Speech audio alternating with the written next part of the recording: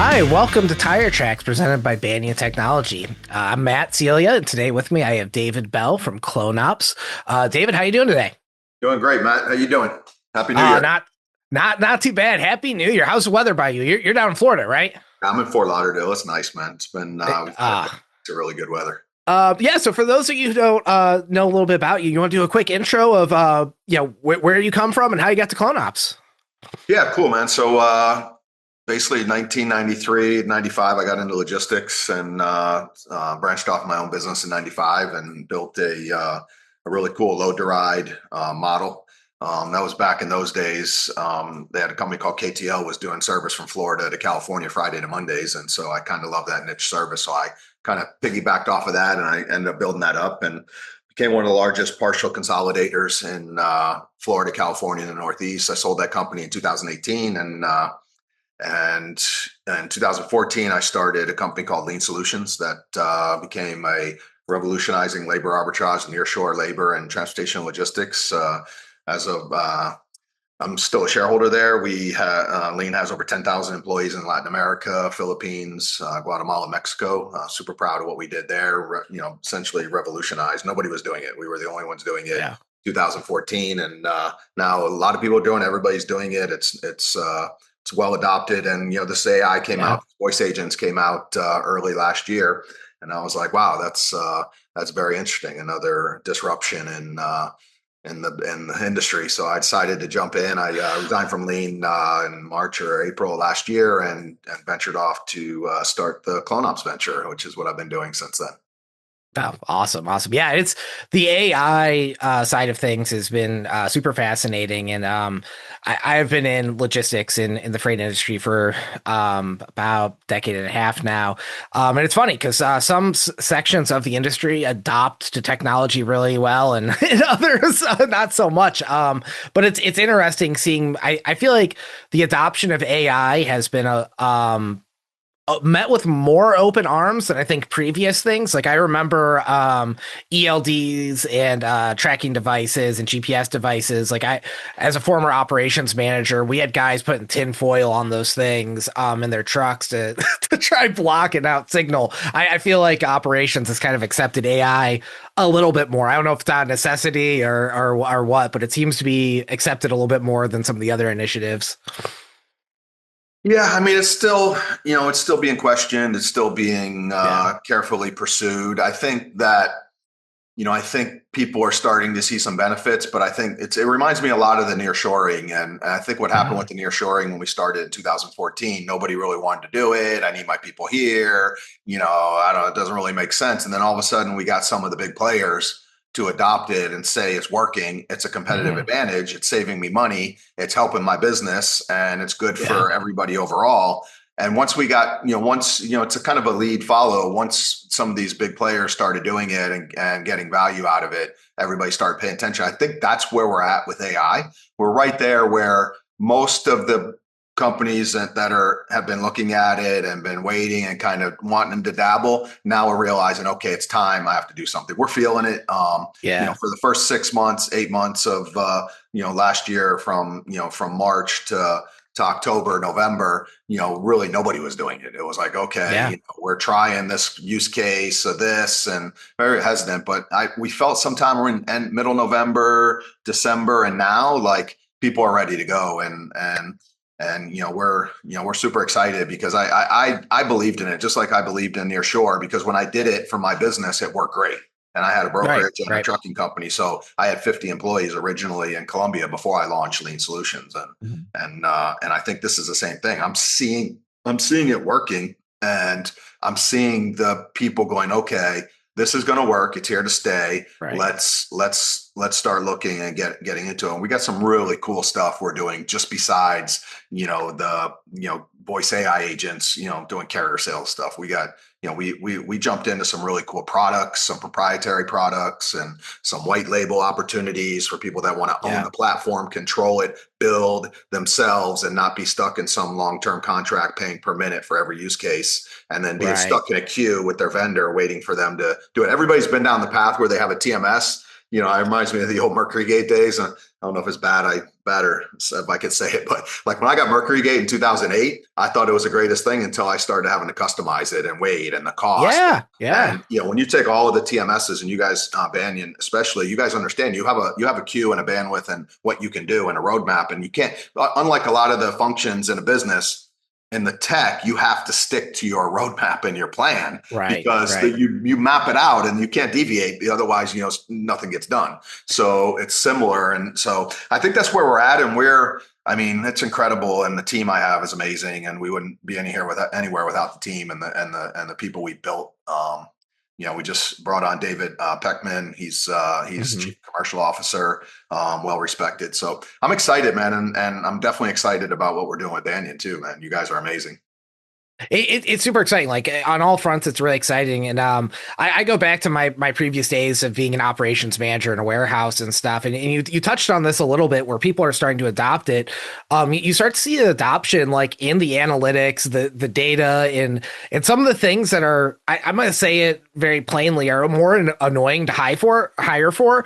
The first thing I hired for was drivers. Like I need to get my stuff moved at the end of the day. How I have a customer service person answer the phone or look up track and traces and stuff like that. Like that was secondary to just, I need to move the stuff first. And I think the adoption that you're kind of talking about, and the timing's actually interesting when we start to talk about it a little bit more, is that November period, you start to hit peak season for some folks and they're going, yeah, I'd love to have a voice agent just handle this stuff for me that I don't have staff to do. I need people on the road doing things. I need my operations manager coordinating things.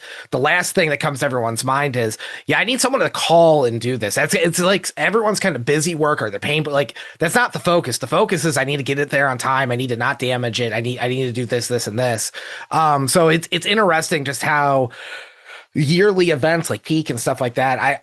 I come from the parcel space originally. Like you start to see that adoption, not only on the analytics but the voice agent side of taking over some of that annoying busy work that you normally have to hire for. Like you can have your team doing more valuable tasks than just picking up the phone and handling where's my freight.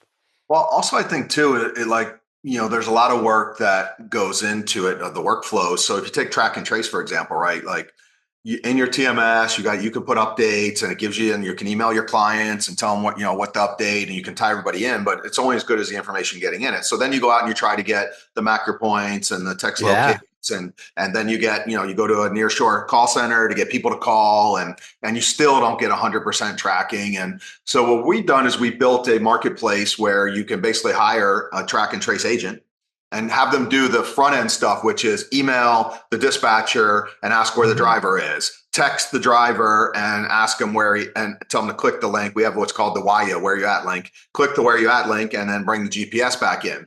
Then pick up the phone and call them and say with the AI and say, hey, we're checking in on you, because what we have is our AI checks his location and where he's going and what time he needs to get there, and tells you if he's not gonna make it just based on mapping Yeah. rules. And when we Right. get that anomaly and it says, okay, he's not going to make it on time if this is where he's at and this is where he's got to be there. And then it calls him and says, hey, are we reading this okay? We're showing you that you're in Southern Illinois. You need to be in Chicago in 2 hours. That's not possible. What's going Yeah. on? Why are you late? Mhm. Okay, yeah, that's right. I'm late. I'm going to need to reschedule it. And then the AI says, okay, hold on. Let me get you over to a team member and work that. And then gets transferred to a human to jump in because it's a critical escalation now. Or Yeah. even better, on our platform, someone can be so that can bring that conversation up to the top of the queue. They can listen into it and hear what the driver's telling them, why they're emailing the shipper already. Have the Mhm. AI kind of working through the what's going on and when you're going to be there, why they're already being proactive, or even have the Yeah. AI emailing to do it. So like it's a life cycle of a load that you're putting AI in front of to do the things that a lower level human has been doing either in a nearshore call center or an entry level position in the US. And so Yeah. that's what we're doing. We're taking all of the work that gets done every day by people and we're mapping it out. And what we've done is we have all these activities equal a task, and the cost for activities with AI is a tenth of what the cost is for human. So whatever Right. working minute we can get into the AI reduces your cost by 50%, 75% from a human doing it. So that's what we're trying to do, is layer AI in with humans and lower, instead of having to add two more people to cover workflow, you have the same two people and AI picks up the slack. It costs you a little bit Yeah. more per working minute, but you're paying like $4 an hour per working minute versus $18 an hour for. It's an FTE reduction at the end of the day. Like you're not taking jobs from people, but you're still reducing FTEs at the end of the day, and you're improving the productivity. And what's great is like you said, what I see is like that's the best use case. I see a lot of people with the best success where they're mixing AI with the human functions as well.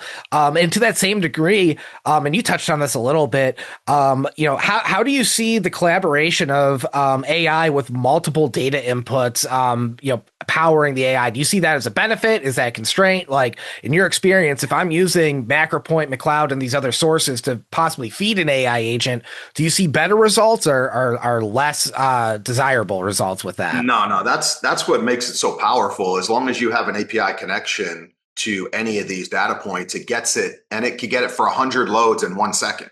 So you can hit all of these data points, and you can have a result and a response and a solution, a direction into a solution in a second for Yeah. 100 loads or 1,000 loads at a time. So, I mean, even if you just take, like, for example, the highway screen, we have a highway screener, and we have My Carrier Portal, Verify Carrier, whatever onboarding platform you're using. Our carrier screener answers a call, pings that, takes the voice. We have a proprietary voice ID for preventing theft, and a lot of people just saw that lobster load that was taken on LinkedIn. I don't know if you saw that $400,000 lobster load. Yeah. We actually got the voice for them from the company. We ran the voice against our database, and that voice matched as a bad actor in our database. We would have caught it. Wow. And it's Wow. I feel terrible because it's after the fact, but like we're trying to get it out there to Yeah. say, hey, for less than the cost of a minimum wage employee, you can have this layer of fraud protection that adds to all the other layers and catch this fraudster.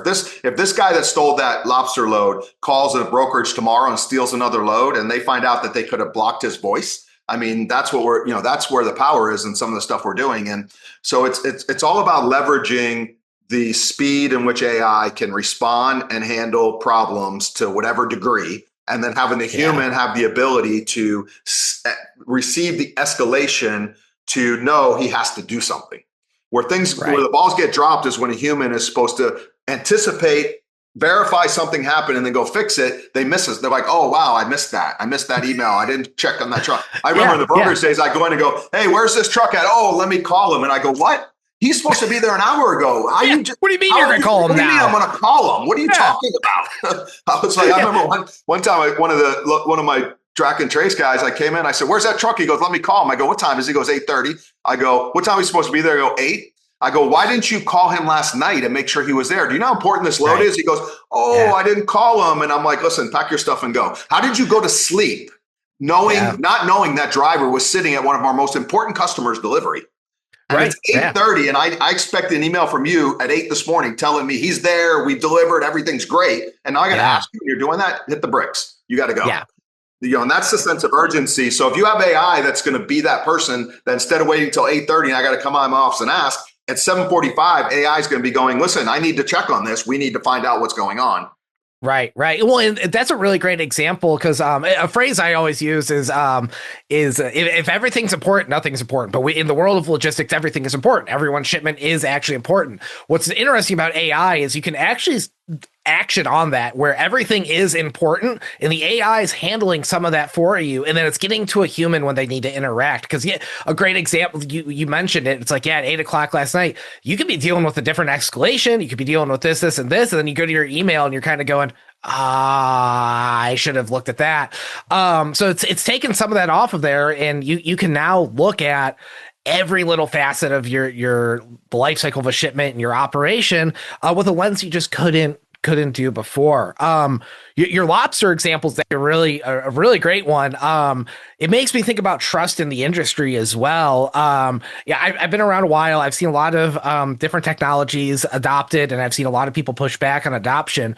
Do you think the more of these stories come out about stuff like that, where you're able to use AI to help validate and prevent some of these issues, do you think trust is slowly being gained throughout the industry?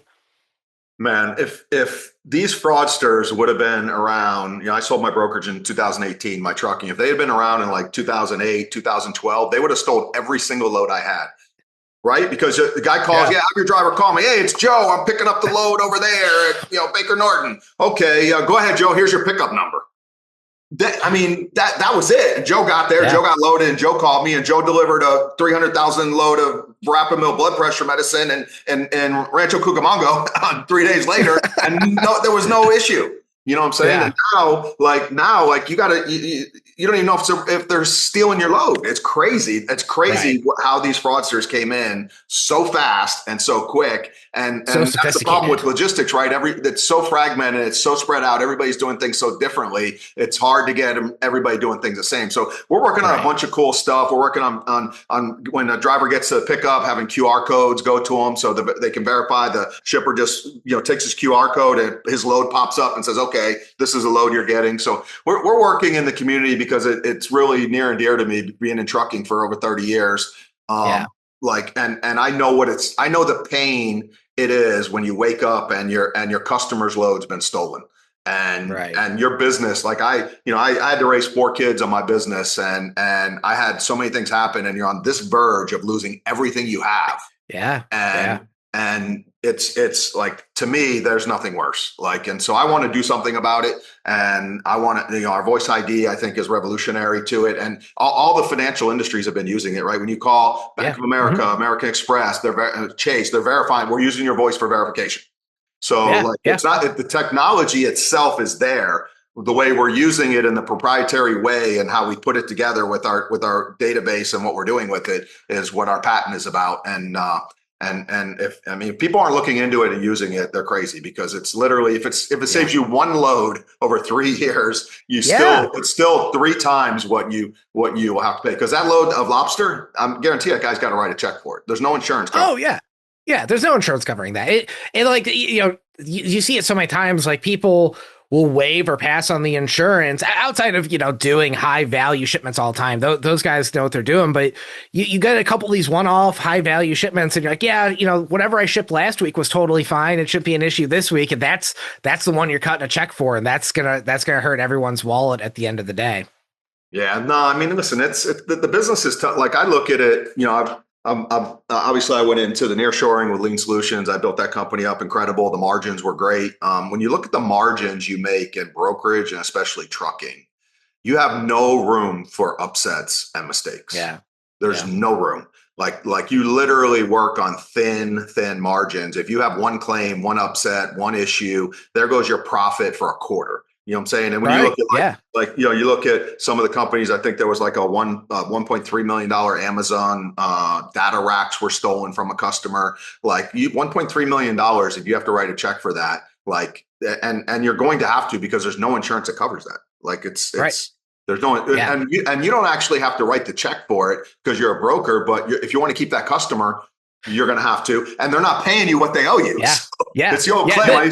I used to see claims come in, and my CFO would be like, "What are we doing with this?" I'd be like, "All right, how much business do we do with them? What's our margin? How long is it Yeah. going to take me to make my money back? And then is there a chance another load gets stolen between now and the time we make our money back? Because otherwise, what's Yeah. the point? Let's just settle it and do the best we can and walk away, because otherwise we might as well just not do his business and send him a check every month."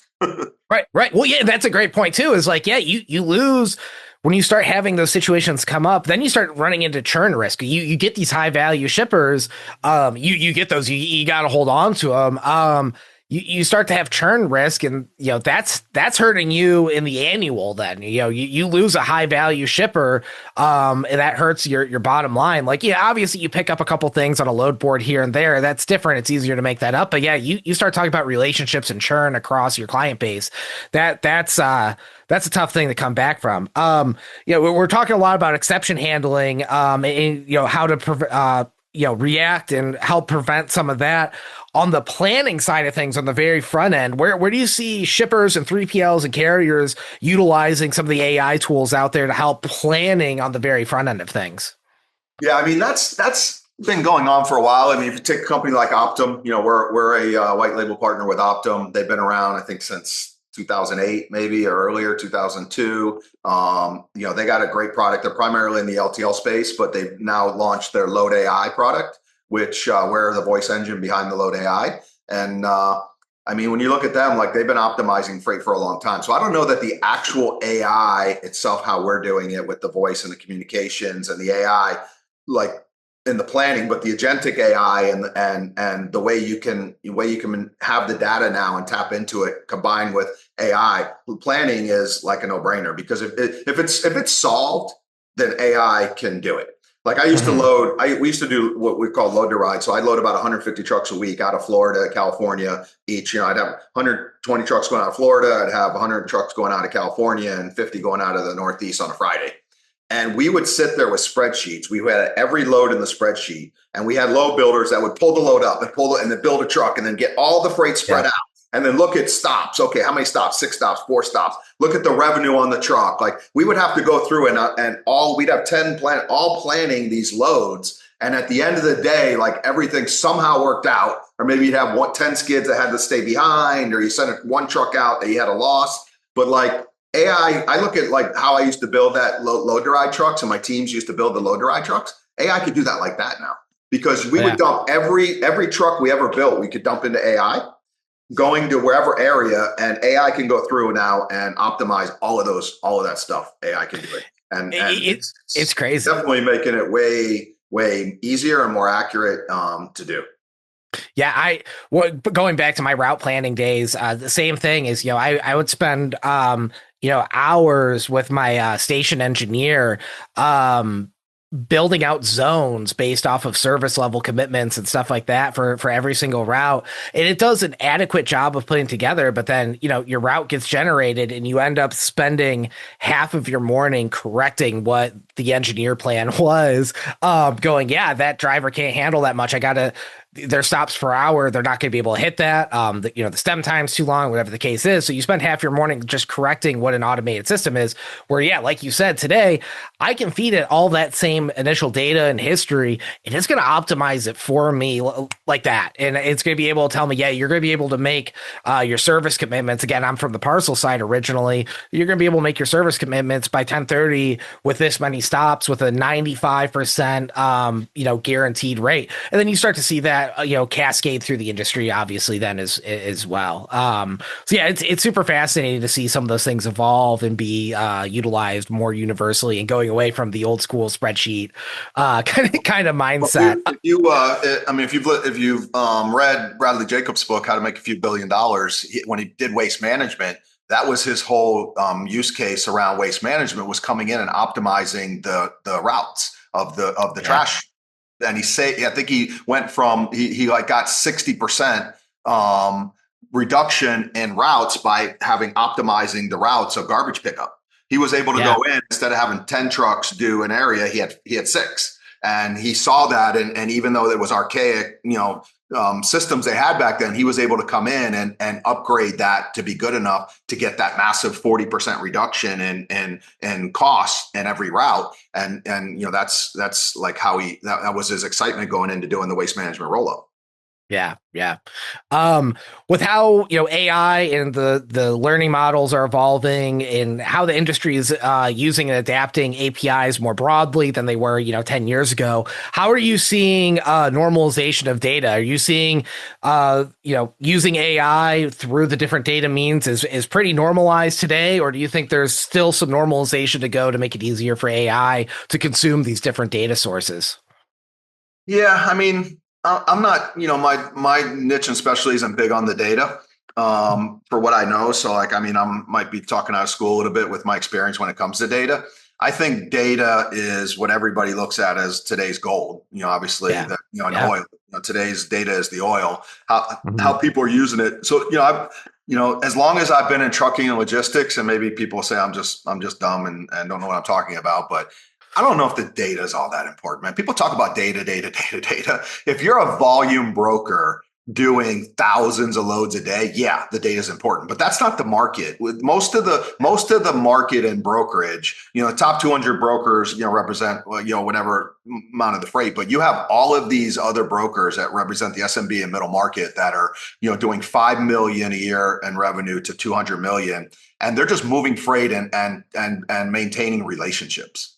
So I don't know that the data is that important that I Yeah. don't know if it's, I mean, getting the data speed and getting it is way more improved. Like you can have an AI agent be a data analyst now, and you could ask it, hey, what's my load count last month? What was my margin? You don't have to run the report and do the math. You know what I'm saying? So Yeah. like that data points of what you run your business by every day, the KPIs you're getting on a daily basis. I don't know that there's so much more data that makes those KPIs so much more robust, and that's going to be life changing for your Right. business. I think Yeah. that I think we all like to say data is so important and data is this and data that, but for some maybe for in healthcare and saving a cancer survivor, and going through and dumping millions and millions of scans in and being able to find a tumor that a Mhm. human eye can't find, there's data like to process that. But in trucking logistics, we're really moving freight. In the whole Yeah. supply chain, maybe data is important when you're going from manufacturer in China all the way to shelf, Yeah. in Right. Right. Right. Walmart, in Arkansas. So I think that's important, but that's not really the meat of the business we dig into every day. We dig into Mhm. brokers and carriers and shippers that are just trying to get their freight moved, track it properly, get the Right. POD, get it billed, get paid. And so Yeah. I don't know that, like, to me, like, okay, data is important, but give me no data today and I'm still going to move all my freight and I'm still going to bill it. You know what I'm saying? Like, Yeah, well, yeah. I mean, we've both seen it through our lives. Of you talk to some of these shippers, and they're like, "I've got no TMS, I've got no WMS, I'm doing stuff on spreadsheets," and they're managing large portfolios of business with with no tech well, by the stack. way, if you take those spreadsheets away and try to get them to use AI, they probably won't, nothing will get shipped. Yeah, You know what I'm saying? It's like try to yeah, pull a spreadsheet away from an old school operations person and they're yeah. lost. So like you also have to be careful you don't disrupt your, I've That's a good switched point. TMSs probably 5 times over 30 years in logistics. And every Mhm. single time I moved from one TMS to another, it almost ruined my business. It literally almost It's a put me hard out. move. So, Yeah. so when you're changing operational structure and the way people have been doing things, people are the same. When they go in and they've been doing something, they're creatures of habit. It's hard. That's the biggest change. Management is the biggest challenge in Yeah. any technology you're putting into a business. And logistics is a special business. I know there's a lot of Silicon Valley companies and there's a lot of companies out there. When I got into this, most few of the top brokers that jumped on my cap table and became immediate use cases were like, Dave, this is perfect timing. I'm glad you're getting into it because you understand. These guys from the UK and Britain and Silicon Valley and these pure tech people that have never been in business and logistics, I don't Yeah. trust that they know my business good enough to understand what I need because it's not easy. Yeah. Right, right. And so, really great point. And what's fascinating is, as we develop different AI tools, and we're looking at, H1 and H2 of the coming year, not just at Banyan, but other companies as well. You start to go, okay, what's the next AI tool? What's the next product? And one that comes up in conversation a lot is like doing little things like tariff to tariff comparisons and tariff to quote comparison. And you touched on a really interesting thing is you get these kind of old school folks that they want to look at the paper tariff in their hand, and there's a lot of value in that. That's you're going to get a lot of high end shippers and brokers that they work well with that, but then you're going to have your lower kind of mid market shippers where an AI agent to do it kind of helps them. So yeah, like you said, just understanding the nuance of the industry and what kind of shippers and brokers and different things, struggle and have success in different areas kind of allows you to adapt and apply those products more successfully. Change management's a great point as well, as that being super difficult. Like I said, I talked very early on about having GPS devices in my old trucks and people putting their sandwich aluminum foil on it because they didn't want to be tracked. So it's change management. It's a hard thing. But as we go more and more down the AI rabbit hole, how do you see more automation and autonomous ecosystems kind of impacting the way shippers and brokers work? Do you see a benefit for them, or do you think the change management is going to be a hard culture switch for them? I just think it's so big and so many people doing it so many different ways. Everybody's shipping freight in a different way. Everybody's Yeah. using TMS in a different way. Everybody does Mhm. it. Everybody does the same thing differently. So it's Yeah. it's like I think when we look back, it's going to slowly chip away, and the way we do things are going to Mhm. change, and the way the evolution of it's going to change, but it's not going to be from one day to the next. It's going to Yeah. be, I mean, there's so many shippers and so many carriers and so many brokers and so many forwarders. You know what I'm saying? It's just such a big undertaking to transform an entire industry like logistics and supply chain, that it's a 10 or 15-year cycle that we're going to go through. And it's going to be a technology cycle that's finally going to take hold and start being useful and sticky. Where in the Yeah. past you get something new and, oh, this is great, they use it, and then you don't use it no more. So that's because people go back their old way. By the time I do it, I could have just did it my old way, easier. So It'd be done. Yeah. EBOL is a great example of that. I remember everyone's like, yeah, EBOL is the future. And then so quickly did I feel like everyone just abandoned EBOL. yeah, I mean, um, listen, it's everybody, asks those questions and want to know. And I mean, listen, you yeah. got super smart people out there like Craig Fuller that are on, on now he's a news media guru on his news station, and he knows the economy. He knows this way better than I do. I'm just in the weeds trying to build a business, man. I'm trying to Yeah. build a Yeah. business with a great culture, with great people, great customers. This will be the third business I've had in 35 years that I've Incredible. serviced the brokerage community and shipper and community. And it's pretty cool. When I had my load to ride company, I haul for every broker in the country. I had 250 trucks. So I was doing backhauls for every broker. My service was better than anybody, and Mhm. they could all count on me. So when I launched Lean, they had no problem because I knew all their shippers. I knew their pricing. I knew their customers. Right. In 30 years, I never had one even instance where someone accused me of stealing their customer, doing something, back selling or doing anything crazy like that. So I had the trust. And now I'm in another business where I'm servicing that same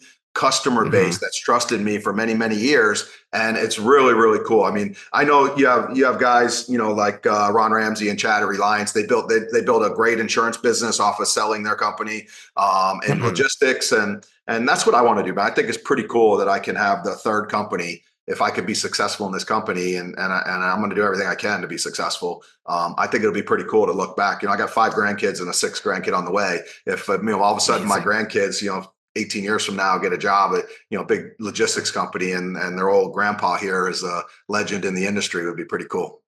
Yeah, incredible. I love it. Awesome. Well, hey, as we wrap up, is there any advice you'd give to freight leaders about kind of adapting AI and moving to kind of this new technology? Yeah, any key advice you'd give them through your experience? I mean, listen, everybody that I talk to, if you are labeled as a freight leader, you know what you got to do. You're vetting the Yeah. different companies. You're trying to figure out what to do. It doesn't have to be one winner, one company takes all. I think the biggest thing I'm looking at and what I've learned over the last year is, it's going to change. It's going to get cheaper. It's going to Yep. evolve. And it's just like cell phones used to be. One of my first businesses in 1987 was a Cellular One franchise, and cell phones were $3,000 or $4,000 to install in the car, and the phone bills were $5,000 a month.